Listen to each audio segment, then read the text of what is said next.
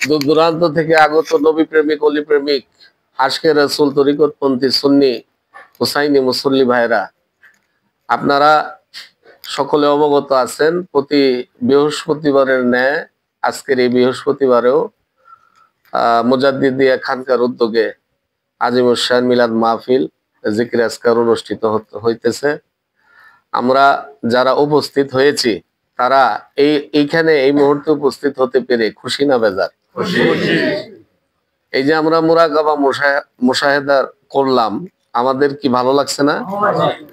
ভালো লাগছে। এই জন্য আল্লাহ বলতেছেন আলা বিজিক্রিল্লাহি তাতমাইন্নুল কুলুব। তোমরা পৃথিবীর কোথাও শান্তি খুঁজে পাইবা না। পৃথিবীর যেখানেই তাকাবেন, যেখানেই দেখবেন সব অশান্তি, ঠিক কিনা বলেন? ঘরে বাইরে, দিনে রাইতে, আপনি যেখানেই যাবেন সেখানেই অশান্তির আগুন দাউ দাউ করে জ্বলতেছে, কোথাও কোনো শান্তি নেই, আছে? কিন্তু মালিক বলতেছে আলা বিজিক্রিল্লাহি তাতমাইন্নুল কুলুব। হ্যাঁ আমার বান্দারা, তোমরা কোথায় শান্তি তালাশ করো? আমি আল্লাহর জিকিরের মধ্যেই তোমার অন্তরের প্রশান্তি রয়েছে, বলেন সুবহানাল্লাহ। মুরাকাবা মুশাহেদা জিকির আজকারের মাধ্যমে অন্তরের যে পেরেশানি, অন্তরের যে অস্থিরতা, অন্তরের ভিতরে দুনিয়াবি বিভিন্ন রকমের চিন্তা ভাবনা, এই যত রকমের ফিতনা ফাসাদের মধ্যে আজকে আমরা পড়ে আজকে আমরা আল্লাহ রাসূলকে, আল্লাহর ওলিদেরকে ভুলে গেছি।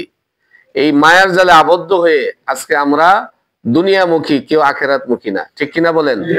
আজকে এইখানে যতক্ষণ পর্যন্ত আপনারা বসা আছেন, যতক্ষণ পর্যন্ত বসা থাকবেন, আল্লাহর কসম করে বলতেছি, আল্লাহর শপথ করে বলতেছি, এখানে সওয়াব মালিক যতটুকু দিবে, তো যতটুকু মঞ্জুর হবে আপনার আমার আমলনামায় ততটুকু সওয়াব হবে, কিন্তু গুনাহ হবে না।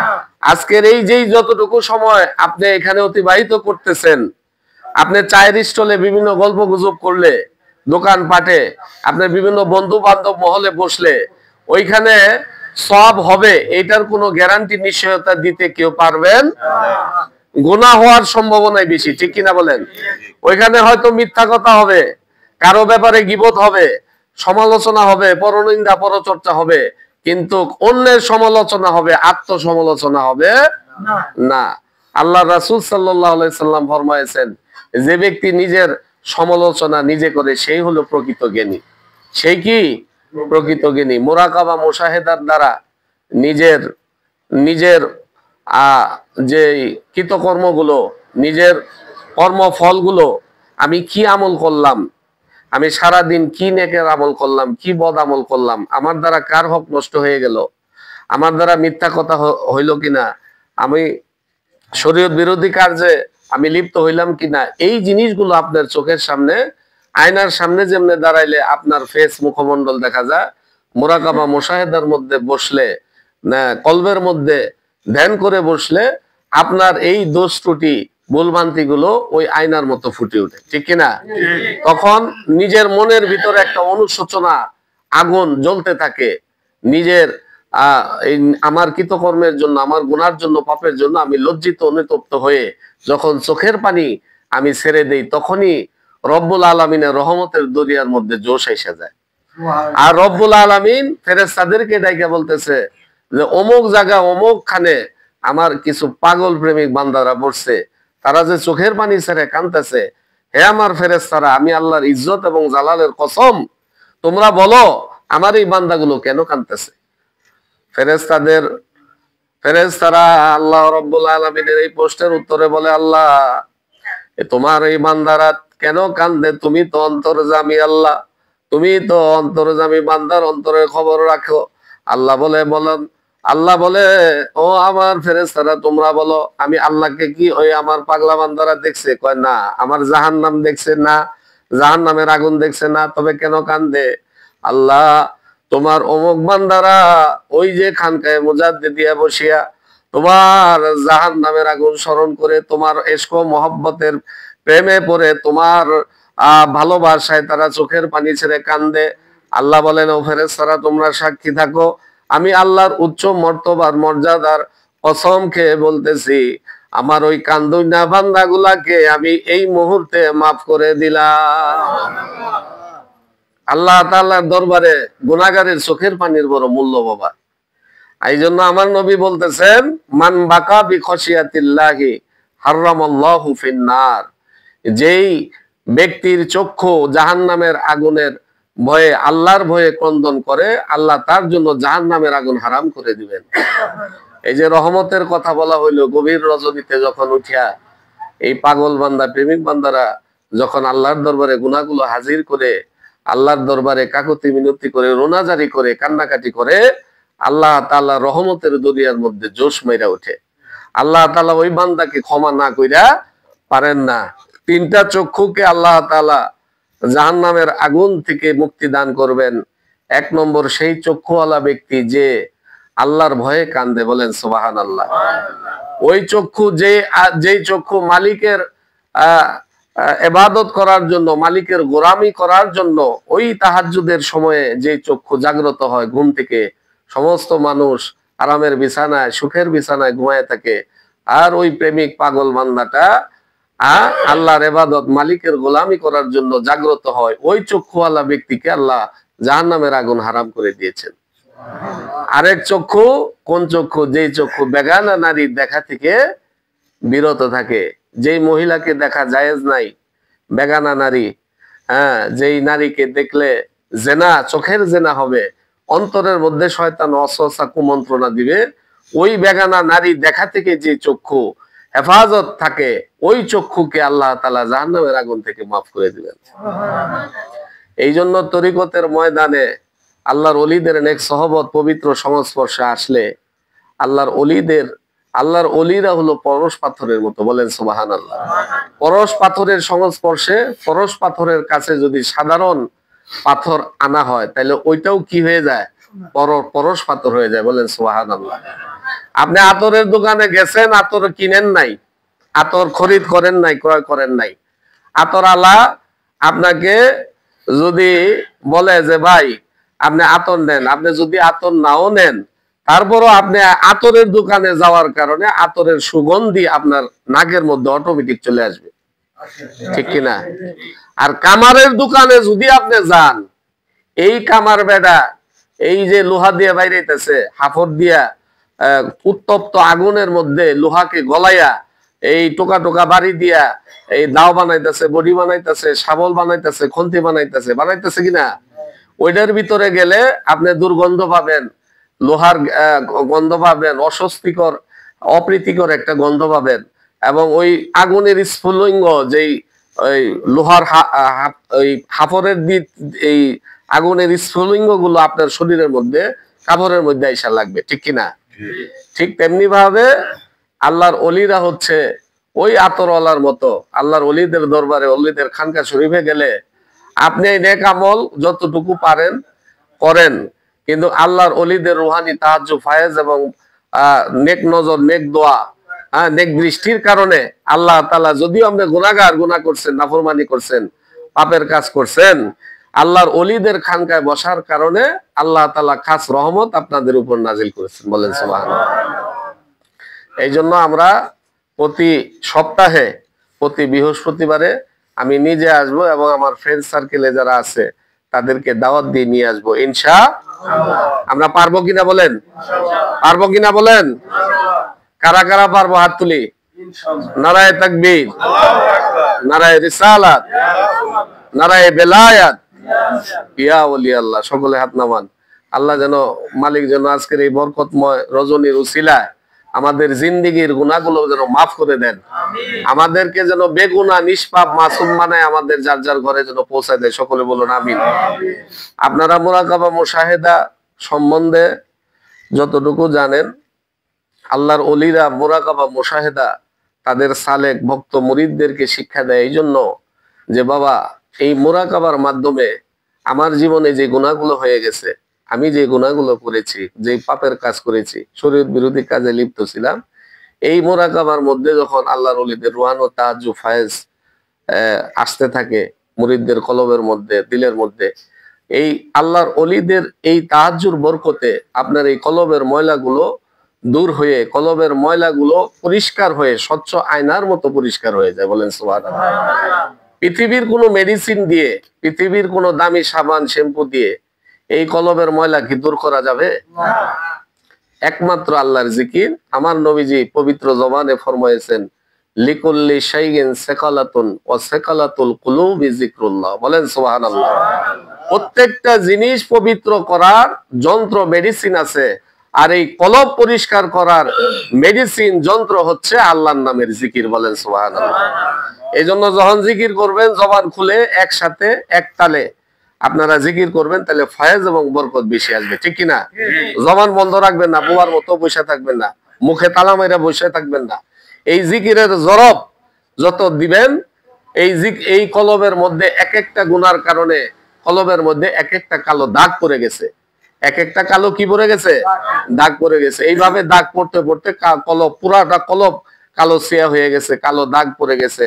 এখন নামাজ পড়লে আমরা আমরা আমরা খুশু খুজুর সাথে নামাজ পড়তে পারি না, আমরা একাগ্র চিত্তে নামাজ পড়তে পারি না, হ্যাঁ, আমরা হুজুরি কলবে নামাজ পড়তে পারি না, ঠিক কিনা? আমরা জিকির করলে অন্তরে শান্তি পাই না, অন্তরের প্রশান্তি লাভ করি না, যেই প্রশান্তির কথা আমার আল্লাহ বলছেন, হ্যাঁ, আলা বিজিক্রিল্লাহি তাতমাইন্নুল কুলুব। তোমার আমি আল্লাহর স্মরণের মধ্যে, আমি আল্লাহর জিকিরের মধ্যে তোমার অন্তরের কি আছে? প্রশান্তি রয়েছে। এখন জিকির করলেও আমাদের অন্তরে শান্তি অনুভব হয় না।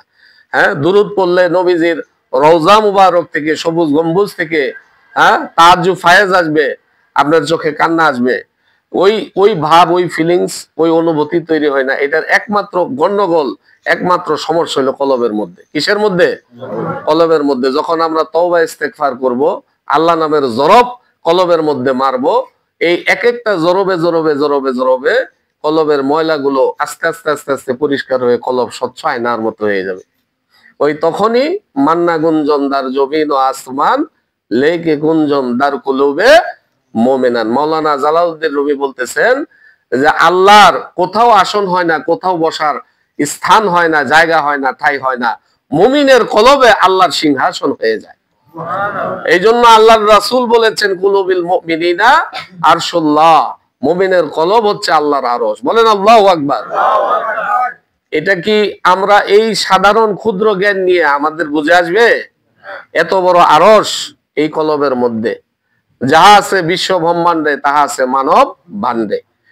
এই মানব ভাণ্ড, এই কলব, যেই কলবের কথা আমার নূরের নবী নুরানি জবানে বলতেছেন, ইন্না ফিল জাসাদে মুদগাতুন, নিশ্চয়ই দেহের অভ্যন্তরে, শরীরের ভিতরে একটা মাংসপিণ্ড আছে, গোস্তের টুকরা আছে। বলেন সুবহানাল্লাহ। মাংসপিণ্ড আছে, গোস্তের টুকরা আছে। ইজা সলুহাত সলুহাল জাসাদু কুল্লুহু, এই মাংসপিণ্ড গোস্তের টুকরা যদি পবিত্র হয়, পুরা শরীরটাই, পুরা দেহটাই পবিত্র হয়ে যায়। এই মাংসপিণ্ড গোস্তের টুকরা যদি সুস্থ থাকে, পুরা বডিটাই কি হবে? সুস্থ থাকবে। এই গোস্তের টুকরা মাংসপিণ্ড যদি সতেজ সবল থাকে, পুরা দেহটাই সত সবল থাকবে। এটা যদি পাক হয়ে যায়, পুরা বডি পাক হয়ে যাবে। বলেন সুবহানাল্লাহ।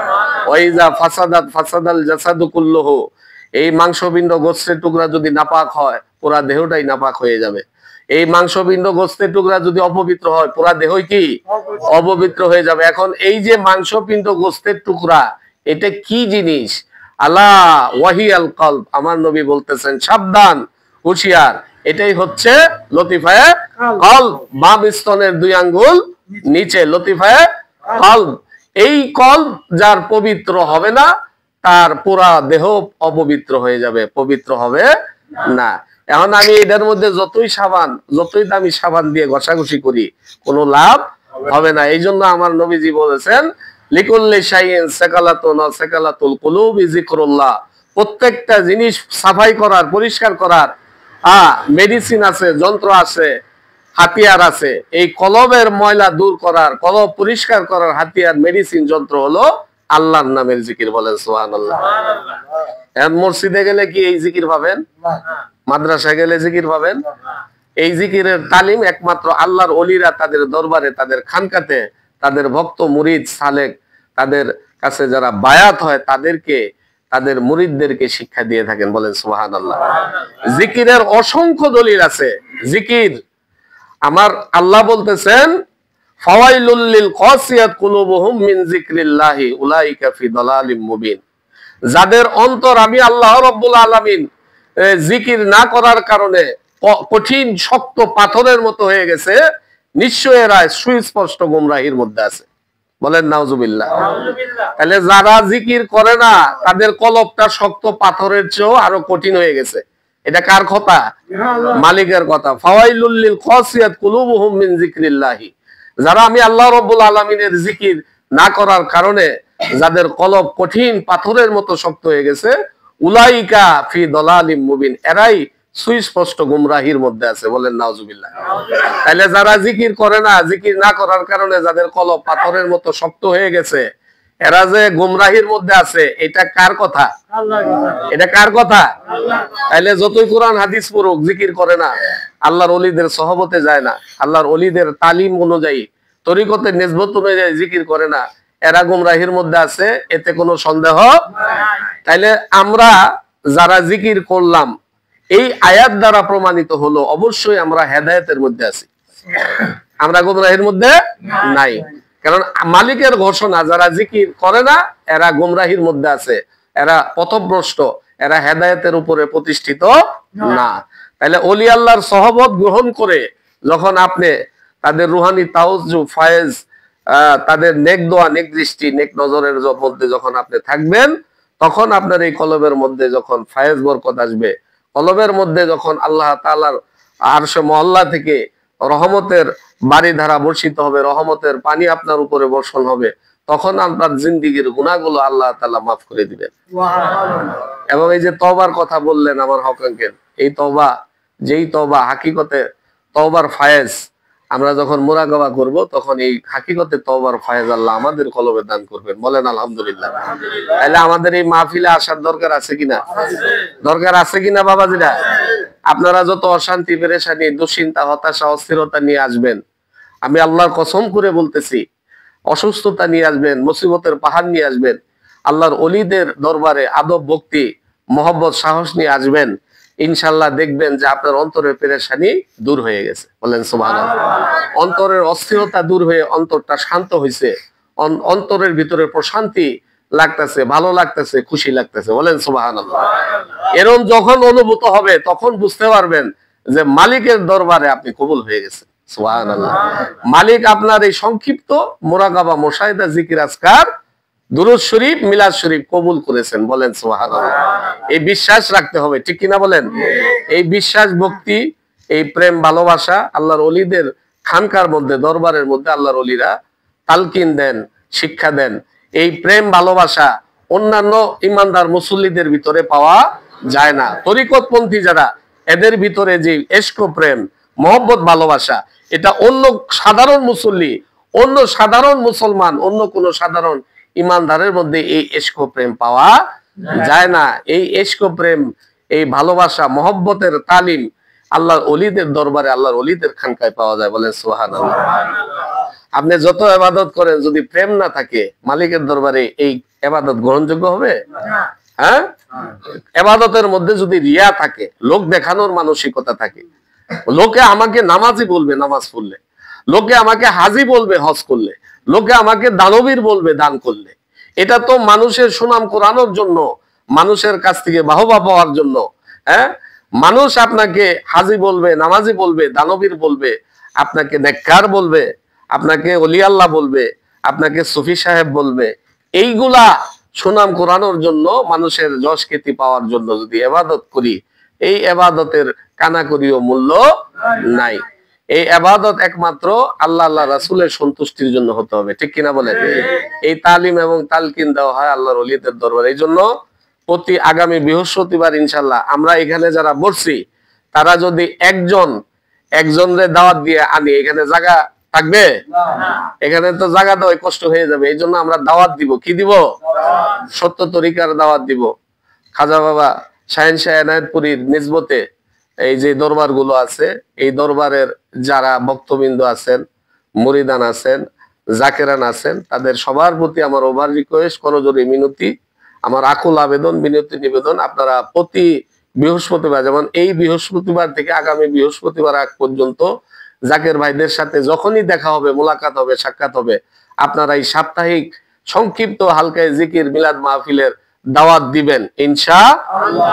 আল্লাহ আমাদের সকলেরকে যার যার অবস্থান থেকে, যার যার পজিশন থেকে, যার যার শক্তি সামর্থ্য থেকে এই খানকার উত্তর উন্নতি করার জন্য, এই খানকার প্রচার প্রসারের জন্য জানমাল কোরবানি করার তৌফিক দান করুক। যে সমস্ত যুবক ভাইদের উদ্যোগে এই খানকা প্রতিষ্ঠিত হয়েছে, যাদের জানমাল কোরবানির বরকতে এই খানকার প্রতি বৃহস্পতিবারের সাপ্তাহিক মাহফিল চলতেছে, আপনারা আজকে আমি শুনে আরো খুশি হলাম হালিম ভাইয়ের কাছে যে মুরব্বীরাও এখানে কিছুটা শরীক হয়েছে, বলি আলহামদুলিল্লাহ। আমরা যদি সবাই কিছু না কিছু শরীক হই তাহলে মাহফিলটা সুন্দর হবে না বাবা? শারীরিক, মানসিক, আর্থিক সর্বদিক দিয়ে যেন মালিক আমাদের শরীক হওয়ার, অংশগ্রহণ করার তৌফিক দান করেন। ওমা তৌফিক ইল্লা বিল্লাহ। আসসালামু আলাইকুম ওয়া রাহমাতুল্লাহি ওয়া বারাকাতুহু। আঙ্কেল।